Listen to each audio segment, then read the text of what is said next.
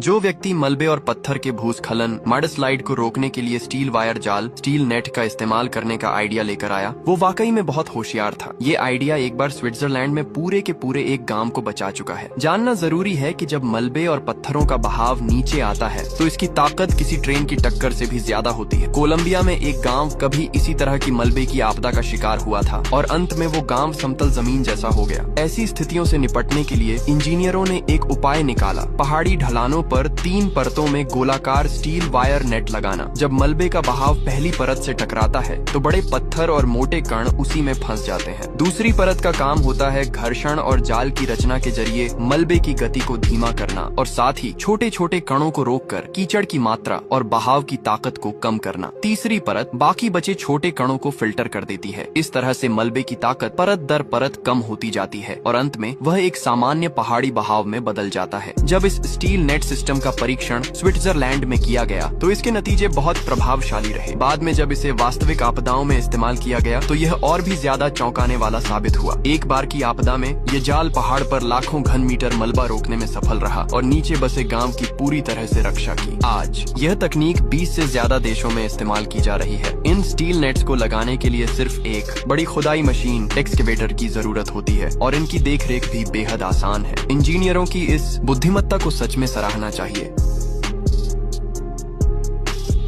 ये स्विट्ज़रलैंड में एक चीज़ मैं देख रहा था कि जो देखो हमारी तरह इनके पास भी है, जहाँ से ऊपर से पानी आता है, सैलाब आता है, ठीक है। तो इसको रोकने के लिए, खासकर फ्लड को रोकने के लिए इन्होंने क्या किया, कुछ नहीं भाई, बस अकल की ज़रूरत है और इसमें इतना पैसा भी नहीं लगेगा मेरे ख्याल से जो इन्होंने किया है।